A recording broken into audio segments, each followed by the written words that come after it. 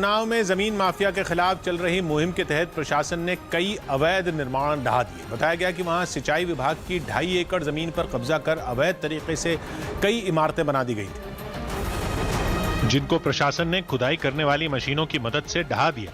इसके लिए प्रशासन की टीम 1-2 नहीं बल्कि 6 से ज्यादा खुदाई करने वाली मशीनों के साथ वहां पहुंची और कार्रवाई शुरू कर दी। सामने आई तस्वीरों में ये मशीनें एक लाइन में खड़े होकर इमारतों को तोड़ती नजर आईं। देखते ही देखते ईंट और सीमेंट से बने एक बड़े से गेट को गिरा दिया गया। इसी तरह कई दूसरी इमारतों को भी तोड़ दिया गया। कार्रवाई के दौरान हालात न बिगड़े, इसके लिए वहां बड़ी तादाद में पुलिस वालों को भी तैनात किया गया। अवैध कब्जा हटाने पहुंची टीम को देखकर इलाके के लोग भी वहां इकट्ठा हो गए, लेकिन कोई भी विरोध करने की हिम्मत नहीं जुटा पाया। मशीनों की मदद से जल्द ही करोड़ों रुपए कीमत की ये जमीन खाली करा ली गई। कारगिल विजय दिवस पर शहीदों को श्रद्धांजलि दी गई। कारगिल विजय दिवस के मौके पर चंडीगढ़ में शहीदों को याद किया गया। इस दौरान पंजाब के सीएम अमरिंदर सिंह ने वॉर मेमोरियल में जाबाजों को श्रद्धांजलि दी। अपनी बहादुरी नाल उन्होंने अपने जेड़े भी ऑब्जेक्टिव से उन्होंने कब्जा पाया, तो आज उन्होंने याद असीं मनाउणा है। विपक्षी सांसदों ने फिर पेगासस और किसानों के मुद्दे पर संसद में हंगामा किया। दिल्ली में ट्रांसजेंडरों के लिए अलग शौचालय बनाने की मांग करते हुए हाईकोर्ट में एक याचिका दाखिल की गई, जिस पर अदालत ने केंद्र, दिल्ली सरकार और दूसरे पक्षों को नोटिस जारी किया। अब इस मामले में 13 सितंबर को सुनवाई होगी। टीम इंडिया ने पहले T20 मैच में मेजबान श्रीलंका को 38 रन से हरा दिया। इसी के साथ भारतीय टीम 3 मैचों की सीरीज में 1-0 से आगे हो गई। बिहार सरकार में मंत्री सम्राट चौधरी के गठबंधन पर दिए बयान पर जबानी जंग छिड़ गई, क्योंकि उनके इस बयान से संकेत मिले कि बीजेपी 2025 में बिहार में अकेले लड़ सकती है। उनके जिस बयान पर सियासी जंग छिड़ी, उसमें उन्होंने बिहार में बीजेपी को मजबूत करने पर जोर दिया और उसकी 2015 की हार को जेडीयू से गठबंधन की वजह बताया। यदि 2015 का चुनाव हम हारे नहीं होते तो क्या हम गठबंधन में जाते? हमारा नेतृत्व होता।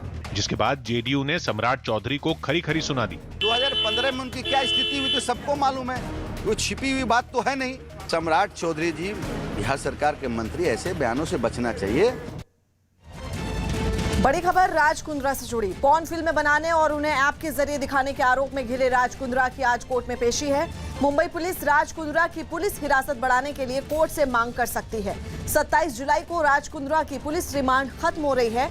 क्राइम ब्रांच के मुताबिक अब भी फाइनेंशियल और टेक्निकल एंगल पर राज कुंद्रा से पूछताछ करनी है।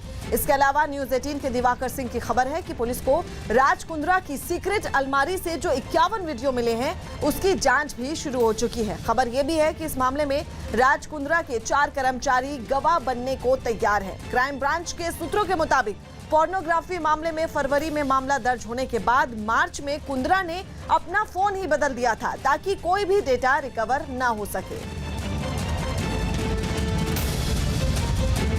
अश्लील फिल्मों के कारोबार के आरोप में गिरफ्तार राज कुंद्रा से जुड़े कई राज बेनकाब हो रहे हैं। पूछताछ से मिली जानकारियों के बाद मुंबई क्राइम ब्रांच ने अब राज कुंद्रा और उनकी पत्नी शिल्पा शेट्टी के जॉइंट अकाउंट की भी जांच शुरू कर दी है।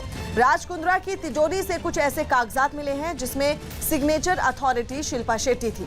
इस मामले में पुलिस शिल्पा शेट्टी से दोबारा पूछताछ कर सकती है। तो वहीं जांच में क्राइम ब्रांच को शिल्पा राज कुंद्रा के जॉइंट अकाउंट में करोड़ों के ट्रांजैक्शन मिले हैं। राज और शिल्पा के जॉइंट अकाउंट को लेकर क्राइम ब्रांच की टीम लगातार बैंक अधिकारियों के संपर्क में है। इस मामले की तह तक पहुंचने के लिए पुलिस ने शर्लिन चोपड़ा को समन भेजकर पूछताछ के लिए बुलाया है। क्राइम ब्रांच में पेश होने से पहले शर्लिन चोपड़ा अग्रिम जमानत के लिए बॉम्बे हाईकोर्ट जाएंगी। इसी बीच पोर्नोग्राफी मामले में आरोपी गहना वशिष्ठ ने मुंबई क्राइम ब्रांच को चिट्ठी लिखी है। गहना ने तबीयत खराब होने का हवाला देते हुए 2 से 3 दिनों बाद पूछताछ के लिए हाजिर होने की जानकारी दी है। पोर्नोग्राफी मामले में क्राइम ब्रांच ने गहना वशिष्ठ को सम्मन कर पूछताछ के लिए बुलाया था, लेकिन गहना नहीं आई और अब क्राइम ब्रांच को जवाब में लेटर भेजकर बताया है कि उनकी तबीयत खराब है और वो मुंबई से बाहर है। अफ्रीकी देश ट्यूनीशिया में चरमराती अर्थव्यवस्था और कोरोना काल में दम तोड़ते स्वास्थ्य तंत्र के खिलाफ लोगों ने महज एक दिन में इतना गदर मचा दिया कि वहां के प्रधानमंत्री की कुर्सी ही चली गई। यहां तक कि राष्ट्रपति ने ट्यूनीशिया की संसद को भी निलंबित कर दिया। अब हालात ऐसे हैं कि 10 साल पहले जिस ट्यूनीशिया में लोकतंत्र के लिए उठी आवाज ने अरब देशों में क्रांति की बयार ला दी थी, आज वहां की लोकतंत्र वहां ही लोकतंत्र खतरे में नजर आ रहा, क्योंकि अपनी ही सरकार से ट्यूनीशिया के लोगों का ऐसा मोह भंग हुआ कि राजधानी ट्यूनिस में वो बगावत छेड़े नजर आए।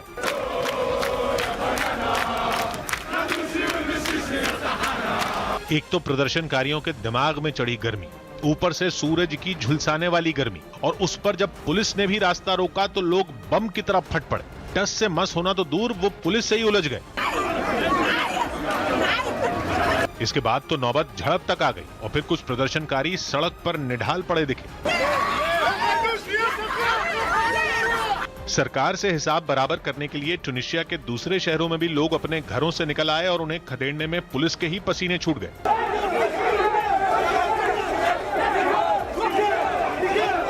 ट्यूनीशिया के सिलियाना में तो आग बबूला लोगों ने सड़कों पर आगजनी करके रास्ते तक बंद कर दिए। उन्होंने अपनी खुंदक वहां की सबसे बड़ी और प्रधानमंत्री का समर्थन करने वाली राजनीतिक पार्टी पर निकाली और उसके दफ्तरों पर धावा बोल दिया। सामान उठाकर नीचे फेंक दिया गया और पार्टी के दस्तावेज भी फूंक दिए गए। ट्यूनीशिया में पूरे दिन मचे कोहराम की वजह से राष्ट्रपति ने प्रधानमंत्री को बर्खास्त ही कर दिया। इसके बाद तो ट्यूनिस में लोग जश्न मनाने के लिए रात में ही सड़कों पर निकल पड़े। दिल्ली के छावला में 5 बदमाश पकड़े गए। दिल्ली के छावला इलाके में पुलिस ने मुठभेड़ के बाद 5 बदमाशों को गिरफ्तार कर लिया। इन बदमाशों पर राजधानी और आसपास के इलाकों में पशुओं की चोरी करने का आरोप है। मवेशी चोरी करने के सारे मामले हैं। राजस्थान के भरतपुर में एक दारोगा को 30,000 रुपए की रिश्वत लेने के आरोप में गिरफ्तार कर लिया गया। टेनिस खिलाड़ी सुमित नागल टोक्यो ओलंपिक से बाहर हो गए। उन्हें अपने दूसरे मैच में रूस के डैनियल मेदवेदेव से 6-2 और 6-1 से हार का सामना करना पड़ा। दिल्ली के सिंघू बॉर्डर पर आंदोलन कर रहे किसान पंजाब कांग्रेस के अध्यक्ष नवजोत सिंह सिद्धू और पार्टी नेता सुनील जाखड़ के बयान पर भड़क गए। पिछले हफ्ते अपनी ताजपोशी के मौके पर सिद्धू ने किसानों की समस्या हल करने का दावा किया था और अपनी तुलना कुएं और किसानों की तुलना प्यासे से कर दी थी। प्यासा खूह को लाऊंगा, प्यासा खूह को लाऊंगा, खूह प्यासे को नहीं होगा। मैं थानू आज सदा देना, मैं थानू मिलना चाहना। सुनील जाखड़ ने तो ये तक कह दिया था कि किसानों को दिल्ली में आंदोलन की राह पंजाब सरकार ने दिखाई थी, क्योंकि काले कानूनों ने विरोध से पंजाब उत्तर खड़ा रहा। आज उन्होंने जिस बखूबी नाल संभाल के उत्थे भेजिया। इन दोनों नेताओं के इन्हीं बयानों पर संयुक्त किसान मोर्चा से जुड़े किसान आग बबूला हो गए। सिद्धू को तो उन्होंने 2022 के विधानसभा चुनाव में सबक सिखाने की चेतावनी तक दे डाली कि नवजोत सिंह सिद्धू अपने पैरों दे रहे, तू एडा बड़ा खूह नहीं बनया हले जिड्डा कि तेनू हंकार हो गया। तेनू असी दसांगे 2022 च कौन प्यासा है कौन खूह।